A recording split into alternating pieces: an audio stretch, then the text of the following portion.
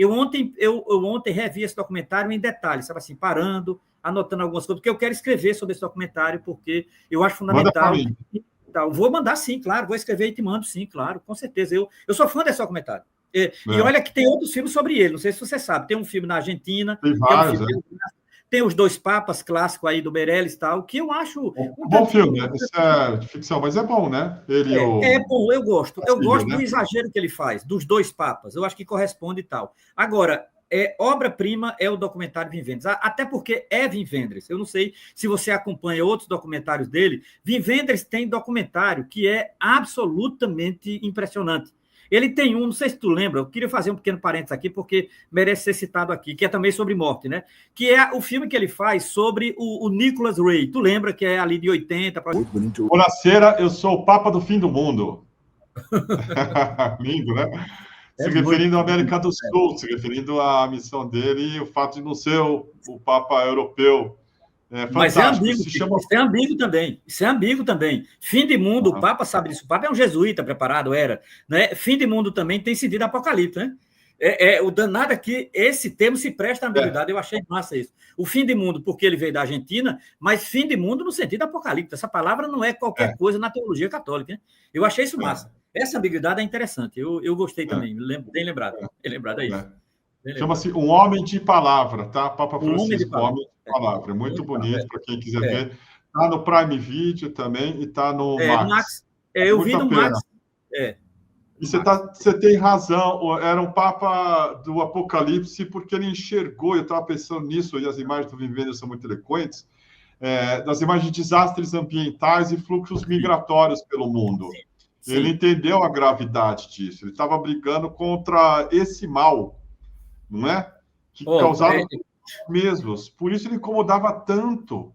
Exatamente. Por isso essa turma da extrema-direita que destrói a Terra, que acha que, né, nós vamos viver o resto da vida à custa da devastação ambiental, do petróleo, de todos esses recursos aí, ele era um freio para essa turma. Chamava atenção com a força que ele tinha como estadista, como homem também, né, de espírito, falando para bilhões de seguidores. Ele tinha que morrer. Sim. Ele tinha que morrer. Mas o fato de ele morrer não é uma derrota para nós e nem para o espírito, né, Romero? Sim. É uma vitória. Não, com certeza. Também por nós, né, para a gente poder continuar aqui lutando. Não é uma derrota a nós. Sim. Após sentir o cheiro de enxofre com o J.D. Vance, mas era o papel dele como estadista, fazer o que mandavam dentro daquela estrutura do Vaticano. Sim, de qualquer maneira, você vê como essa turma o odiava, nas palavras do Ricardo Salles aí. Sim. Tem uma turma chamando de comunista, o atacando, e claro, globalista. Olha só esse vídeo aqui, tá? Esse cara fala assim, ela é bolsonarista. E eu não passo pano para comunista ou qualquer gente errada. Não é porque não é porque morreu virou santo. Fazia acepção de pessoas, não sei o que quer dizer isso, pregava heresias e não era nada santo. Aí ela coloca isso aqui. Ah, Dio. Ma Dio non esiste. Non scandalizzatevi. Dio così non esiste. Esiste il Padre, il Figlio e lo Spirito Santo. Sono persone. Non è una idea. Questo Dio spray non esiste. Isso aqui é muito sofisticado para essa turma, porque o cara que tem realmente fé, um papa, e duvida, é muito maior do que qualquer fanático religioso, como Malafaia, ou como qualquer outro desses pilantras que ganham rios de dinheiro em cima de ignorantes, trouxas, falando para eles, Deus existe, porque eu digo, agora paga para mim. Se o cara, né, que está lá sentado no trono de Pedro tem dúvida ou tenta explicar, né, que Deus é outra coisa, existe o Pai, o Filho e o Espírito Santo, dá um nó na cabeça de bandidos, né, Romero? Com certeza. Veja, Kiko, eu vou dizer uma frase aqui, porque eu gosto do Papa Francisco, porque ele, dentre tantas coisas que ele foi o Papa dos paradoxos. Esse que você apresentou aqui é um dos paradoxos desse Papa, né? Ele diz, repitamos aqui o que ele diz, não, Deus não existe, né? Porque ele não existe como ideia. ele não está querendo identificar Deus, porque a ideia de existência de Deus é como se Deus fosse uma coisa que eu pegasse ali debaixo da mesa e tal. E ele está dizendo que ele é uma relação e não uma ideia. É isso que o Papa quer dizer. O Papa é um jesuíta. Eu acabei de ler, Kiko, ontem, um livro chamado Jorge Mário Bergoglio, uma biografia intelectual. Eu até passei aí para o Pedro e tal. Olha, veja, esse Papa tem uma formação muito boa, ele é um jesuíta. Ele não, significa dizer, intelectualmente, jesuíta não brinca em serviço. Agora, eu acrescentaria uma coisa que é importante, Kiko. A Igreja Católica Romana, ela não estava preparada para um Papa cristão. O exemplo que nós temos aí, desse Salles, dessa mulher aí, porque, olha, a recepção... É isso aqui, né, Romero? Exatamente. Não o outro, é o outro, Pedro, acho que eu enviei um outro. Esse é um do pronto, é esse aí. Eu acho esse livro muito importante. Muito, esse outro aí. Muito importante, porque é uma biografia do Papa antes de ser Papa, não é? Do Mário Jorge Bergoglio. E na nossa lojinha, tá? Para quem quiser aí, R$150 você leva esse livro aí. Isso, precisamos de ajuda de vocês para o cafezão, tá, gente? Mandem contribuições. Vamos lá. Aí já vai longe. Veja, ele tem uma coisa que eu acho muito importante, que é assim, esse Papa, ele era muito preparado intelectualmente e, ao mesmo tempo, era uma figura muito modesta e tal. E ele conseguiu articular essa capacidade intelectual dele, de certa forma, com essa vida mais simples dele e, de fato, não ter medo da igreja, não ter medo de dizer. Ele é um dos poucos papas que tinha coragem de improvisar. Eu vou lhe dizer uma coisa, olha, o Papa Pio XII, dentre tantas coisas que ele fez para a igreja, tinha uma coisa que marcava o Papa Pio XII. Uma vez ele foi convidado para dar uma entrevista e ele respondeu a um jornalista: Papa não dá entrevista porque Papa jamais improvisa. Para o Papa Pio XII, então ele entregava um texto pronto ao jornalista. Jamais o Papa deu entrevista. O Papa Francisco é o contrário. Inclusive o filme de Vivendo prova isso. Ele dá uma entrevista em pleno avião. Né? E ele escuta de pergunta que vai de pedofilia à homossexualidade e etc. E ele está lá respondendo esse tipo de coisa. Né? Então, ele é um Papa que se permitiu o improviso. Se permitiu pregações em improviso, porque ele tinha uma concepção que a vida tem uma dimensão de improviso. Não é? Esse caso das Filipinas é muito importante. A visita que ele faz à África, não é? A maneira com que ele quebrava protocolos é único na história.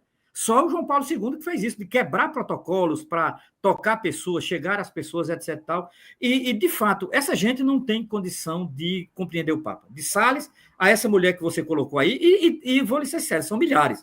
A recepção da morte do Papa pela extrema-direita católica é um livro à parte, Kiko e Pedro. É um livro à parte.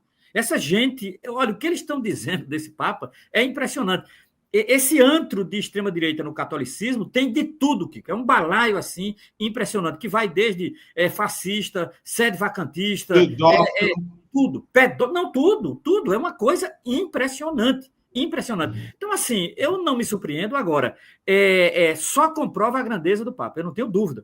Foi um grande líder espiritual e um grande estadista naqueles temas que trabalhou. Para você ter uma ideia, um dos últimos trabalhos dele é sobre crise climática, Kiko. Sobre crise climática. O Papa tem uma posição sobre crise climática e uma posição oficial, porque isso está numa encíclica. É uma carta encíclica chamada Laudato Deo. Eu tenho estudado ela. Então, assim, é impressionante. Eu diria, o legado dele vai precisar de uma década para a gente avaliar com mais segurança. E digo mais, qualquer outro Papa que vem agora vai ter dificuldade, porque vai ter que lidar com essa herança. Seja de que ordem for. Eu espero que não seja como esse Salles falou. Eu acho que esse Salles está longe da realidade. A possibilidade desse cardeal da Hungria ser Papa é 0,1, que é o voto dele. 1 é o voto dele. Então, assim, é muito pouco provável. Dos 135 cardeais, esse cardeal da Hungria só terá o voto dele. Esse não tem condição tal. Mas também não acredito que seja algo igual ao Papa Francisco. Teria que ser... Agora, de qualquer maneira, eu acho importante que ele deixe um legado. Olha, Kiko, ele era um jesuíta. Jesuíta é sempre um perigo na igreja, para a direita ou para a esquerda. Esses homens pensam, eles estudam pensando. Eles não estudam apenas por estudar, eles estudam estrategicamente. Digamos assim, a fileira, a vanguarda da Igreja Católica que estuda sempre pensando numa estratégia. E o Papa não foi diferente. Até a morte dele, ele pensou. Até a morte dele, ele pensou. Até onde ser enterrado, ele pensou, entendeu? Então, assim, está no testamento dele, entendeu? Ele não vai ser enterrado no Vaticano, segundo o desejo dele que está no testamento. Ele não quer ser enterrado no Vaticano.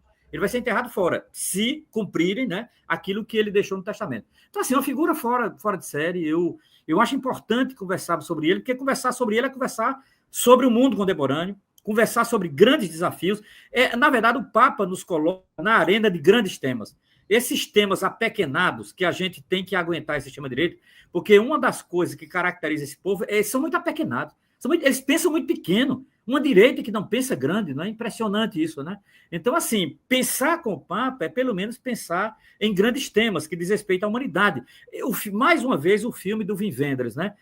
Quando ele está falando já no final, que ele fala do Dostoiévski, que fala da existência da vida, veja, o cara estava discutindo temas como a fome, doença no mundo, crise ambiental e tal, e ele desce para discutir tema existencial, sobre a morte, sentido para a vida, niilismo e tal. É impressionante, não é comum, Kiko, vamos ser sinceros, não é comum uma liderança religiosa ter essa capacidade, né? E de fato, o filme retrata muito bem isso. Isso está nos escritos dele, está nos escritos sobre ele. Eu estou fazendo um dossiê sobre ele, não é um dossiê que escreveu em português sobre ele, e, obviamente, eu tenho todos os documentos oficiais dele, né? Ele não só escreveu sobre meio ambiente e crise climática, de fato, ele escreveu 3 documentos sobre isso, inclusive um sobre a Amazônia. Não sei se você e Pedro sabem, ele tem um documento específico só sobre a Amazônia.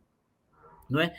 E a Amazônia é situada na geopolítica internacional. Mas ele também escreveu sobre liturgia, ele escreveu, inclusive, isso que o Salles fala aí, que acha bonito missa latim, o Papa, ele, inclusive, escreveu numa coisa chamada motu proprio, que é pela própria mão, ele escreveu colocando limite para essa história de missa latim, porque isso já está abusando na igreja, esse tipo de coisa, entendeu? Ele escreveu um documento sobre isso, porque, obviamente, pedir que Salles leia essas coisas é exigir demais, né? Mas tem isso, se o Salles quiser, tem esse documento para ele saber o que é missa latim e não falar bobagem em público, né? É isso. Deixa eu botar mais um pouco desse trecho, desse vídeo aqui, porque é bastante revelador do que é essa extrema-direita católica. Veja as mãos dos poderosos mundial. Ele aparece aqui, encontro com os Rothschilds. Sim.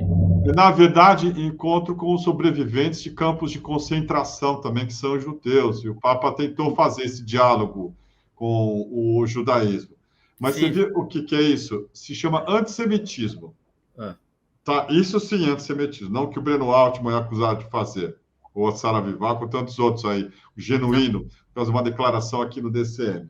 Né? Através dessa CONIB, que é a barra pesadíssima, para tentar caçar as pessoas que se colocam contra o genocídio em Gaza. Mas olha aqui, isso é antissemitismo, tá? O Papa com os Rothschilds, tá? Uma das famílias mais ricas do mundo. Vai ver. Olha a manipulação. Dominadores do sistema bancário mundial. Uma grande vamos ser sinceros, isso não é novo, né, Kiko? Vamos ser sinceros. Isso está naqueles protocolos do Sábio de Sião. Você lembra dessa miséria? Está lá. Está essa ideia de dominação mundial, Banco Mundial, não sei o quê. Está lá.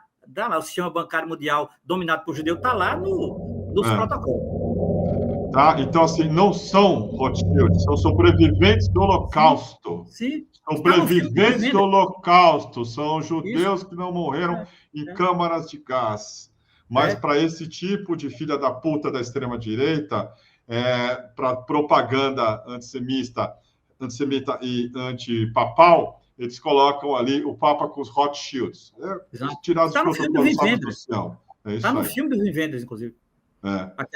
Amor aos ditadores comunistas. É o Papa na Bolívia. Essa cruz não tem nada de comunismo. Essa cruz é uma cruz indígena, não tem nada de comunismo. Ah, feia pra caralho, né? É a cruz com o martelo ali.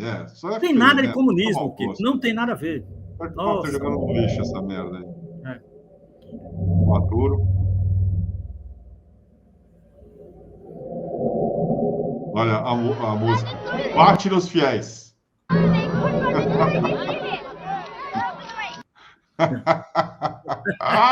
Eu achei divertidíssimo. O Papa pediu desculpa depois disso. Tu sabia, né? Ele pediu desculpa depois disso. Puta, a mulher queria segurar a mão dele, não queria soltar a mão dele. Solta a mão, né, cacete? Eu acho que essa comunista aí é daquela cultura, ninguém solta a mão de ninguém. Será que ela acredita nisso, né? Nossa, não tem. É muito... Veja, primeiro, isso é montagem barata, porque ele se encontrou com tanta gente de direita também, sabia disso? Com tantos outros líderes de direita, inclusive. Acabou falando do J.D. Vance, encontrou ontem. Encontrou o Putin também. Exatamente. Então, Estava então sempre com a Meloni estava chorando ontem. Né? Eu vi. Você viu? Se eu acredito é outra história, Kiko, mas eu vi. É. Meninos, Italiana, eu vi. você acha que não vai chorar, né?